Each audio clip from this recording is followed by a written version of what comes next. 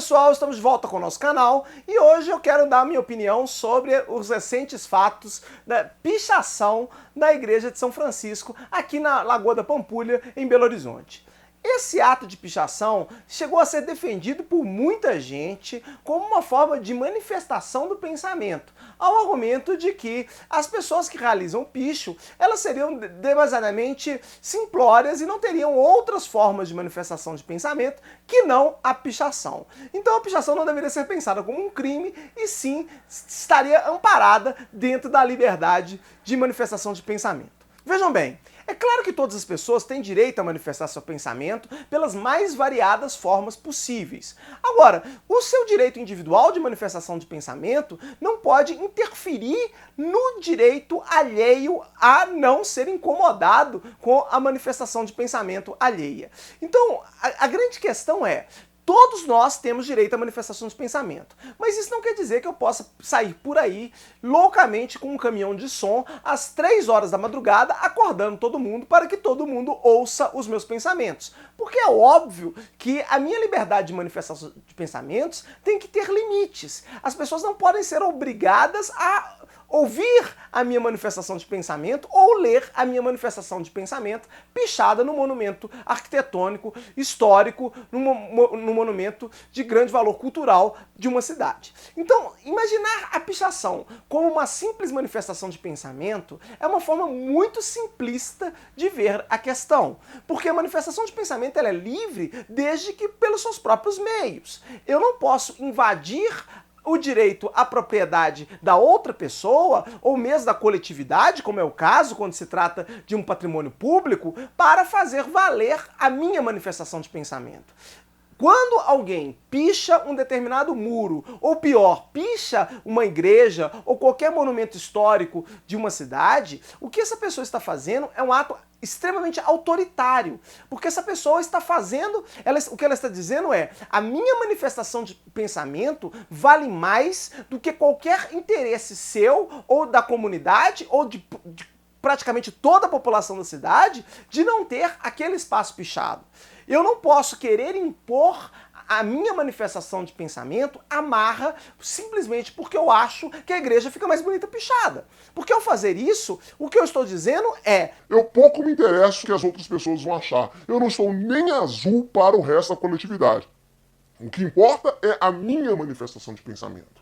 Então, esse modo de ver a realidade, e me assusta a quantidade de pessoas que têm defendido uma ideia descabida dessa, parte do pressuposto de que um único indivíduo ele pode determinar se você é obrigado ou não a ver uma determinada manifestação de pensamento. Ele é livre para manifestar o pensamento dele? Claro que é. Ele pode pichar o muro da casa dele, ele pode pedir autorização de alguém para pichar o muro dessa pessoa. O que ele não pode sair por aí fazendo é pichando o muro dos outros, porque aí não é uma questão de liberdade de manifestação de pensamento, é uma questão de respeito ao direito individual da outra pessoa de não ter sua propriedade pichada. Claro que aí muitas vezes alguém fala assim: não, mas ele está pichando um monumento público. Se ele é público, ele é de todo mundo. E se ele é de todo mundo, ele pode fazer o que bem entender.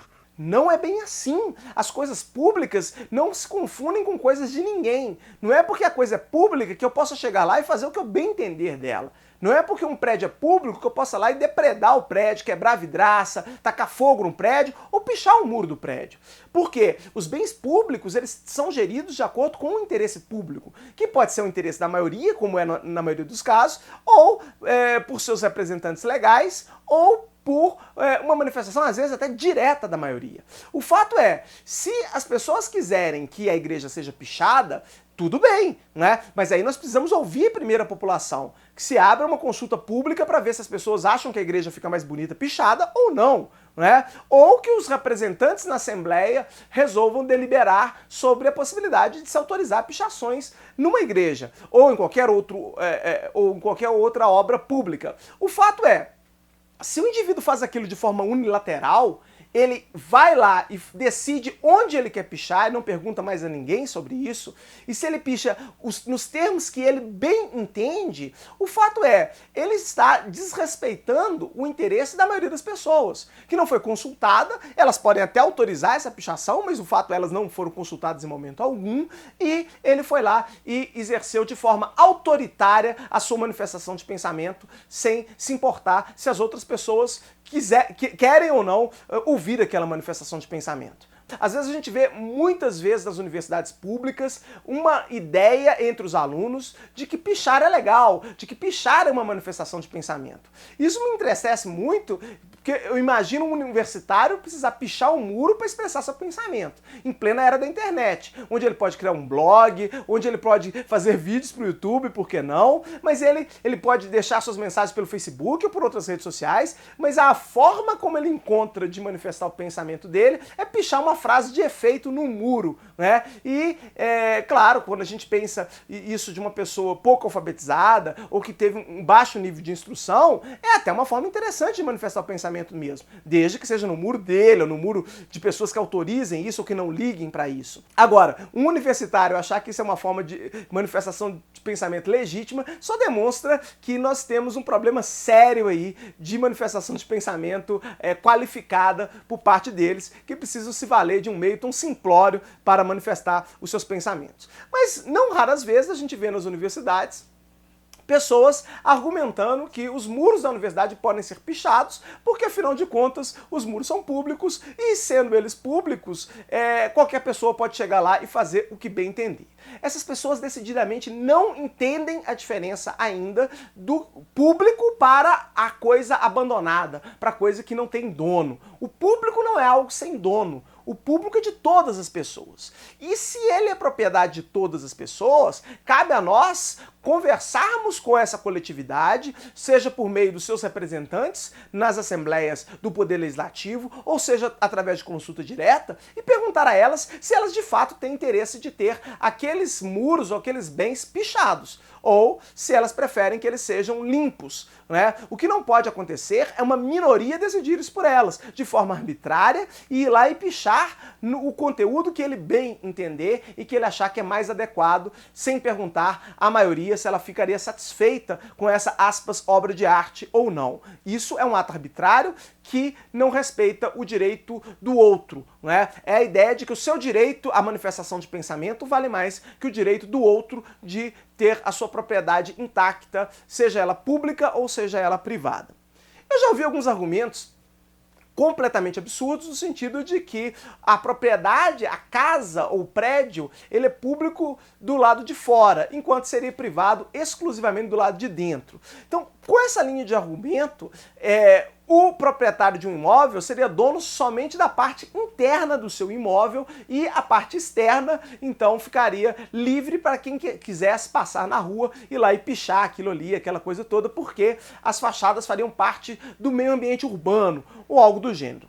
O problema, mais uma vez, é imaginar que o público se confunde com o de ninguém, que o público se confunde com o abandonado. Ou seja, se ainda que nós entendermos que as fachadas, elas não são necessariamente privadas, elas não são do dono do imóvel, mas elas são de toda a população, quem tem que legislar, quem tem que decidir sobre como lidar com essas fachadas, como elas vão ser pintadas, se elas vão ser pichadas ou não, se elas vão ser grafitadas ou não, não é um indivíduo de forma unilateral chegar lá e decidir o que ele acha melhor.